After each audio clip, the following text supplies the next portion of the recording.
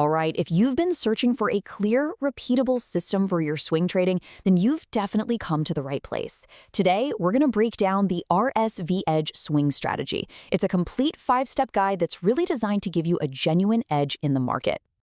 Okay, let me ask you a quick question. Does this sound familiar? You're struggling to find those really high potential trades in a market that just feels, well, incredibly noisy, right? It's a super common problem. But what if I told you there's a systematic way to just filter out all that noise? Well, that is exactly the problem the RSV-EDGE strategy is built to solve. Think of it like a funnel. It's a systematic plan that helps you filter for real, genuine market strength. And, maybe most importantly, it forces you to trade with discipline. Okay, let's dive right in. First up, the RSV-EDGE strategy. We're going to get into understanding the core idea behind it. So what exactly is RSV-EDGE? Well, it's an acronym that stands for the 3 core pillars of this strategy. We've got R for relative strength, S for structure, and V for volume. Simple, right? This is the foundation for absolutely everything else we're going to talk about. Now, let's get a quick snapshot of the strategy so you know exactly where it fits. First off, it's for swing trading, so you're looking at holding periods of about 5 to 20 trading days. The stock universe? We're focused on the NSE Top 300. And here's the key. It works best in a market that's either sideways or just mildly bullish. You gotta know your environment, right? This is our playground. All right, let's get into the first step. And I cannot stress this enough. This is probably the single most important step of the whole thing. You have to check the market first. You know, the source material says it perfectly, and I think this is timeless advice. Market ke khilaf, trade matlo. It just means do not trade against the market. Seriously, this isn't just a suggestion, it is rule number 1, period. So how do we know if we have a green light? Well, this strategy gives us 3 very specific conditions. First, the Nifty has to be trading above its 50-day EMA. That tells us the medium-term trend is on our side. Second, the Nifty needs to be making a higher low on the daily chart. This shows us that buyers are stepping in and supporting the market. And third, the India VIX, the fear index, has to be below 18. A low VIX means less panic, which is the kind of calm environment we're looking for. All 3 of these have to be a yes before you even start looking for a stock to trade. Okay, so the market gave us the green light. What's next? Now we hunt for strong stocks, and we do this using a really cool mix of quantitative filtering and trying to spot what the smart money is doing. The very first filter we apply is relative strength. I mean, we are looking for the leaders of the pack, the stocks that are outperforming the market itself. So let's say the Nifty is up 3% in the last 20 days. We're not interested in that. We're looking for a stock that's up, say, 8%. Why? Because the strongest stocks in a healthy market are the ones that tend to dip less and bounce back way faster. Next up, we look at the structure. This is just pure, classic price action.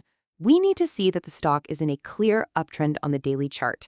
And what does that look like? It's that beautiful, simple pattern of higher highs and higher lows. If it's in a deep correction or looks messy, it's out. We're looking for clean signs of strength. And the last part of our filter is volume intelligence. This is where we try to follow the footprints of the smart money.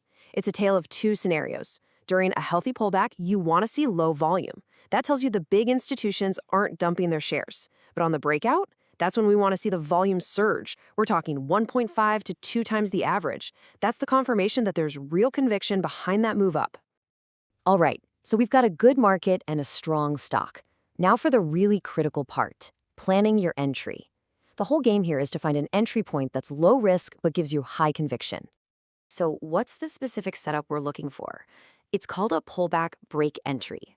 And what that means is we see our strong stock pull back a little, and then it just goes sideways for about 3 to 7 days.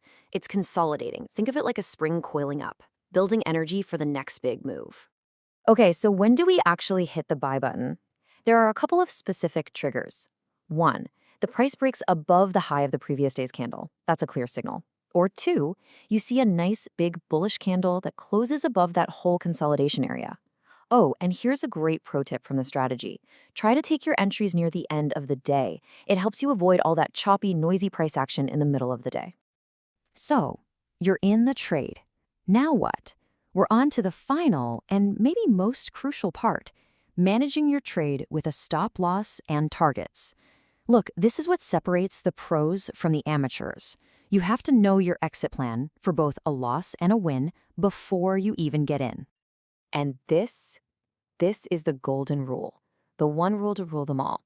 You risk a maximum of 1% of your total capital on any single trade. I'm going to say that again, 1%. This is not a suggestion, it's not a guideline, it's a non-negotiable law that will keep you in this game for the long run. So where do you physically place that stop loss? The strategy gives you two solid options. Option 1 is structure-based. Super simple.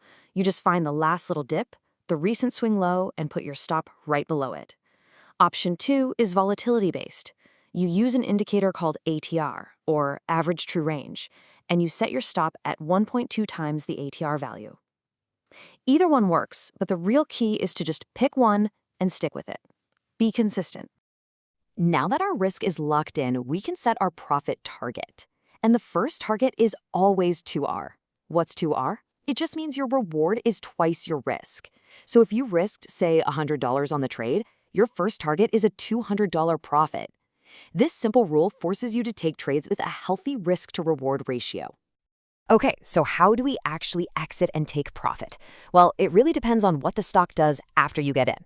If the stock is super strong and just blasts through your 2R target, the smart move is to sell a part of your position there, lock in some profits, and then let the rest ride, trailing your stop with something like the 10 EMA.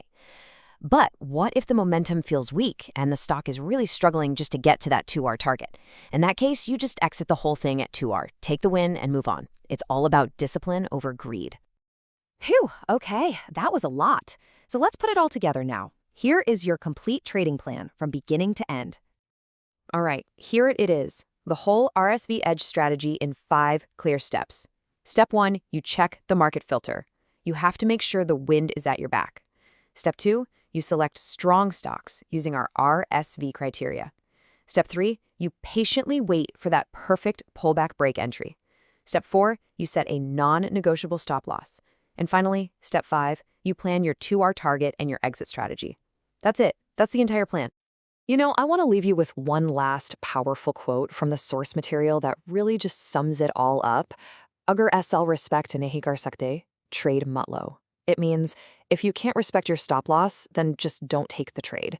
At the end of the day, discipline is absolutely everything. So as we wrap this up, I just want to leave you with a question to think about. After seeing a complete rule-based framework like this all laid out, really ask yourself, is a disciplined plan like this the one thing that's been missing from your trading?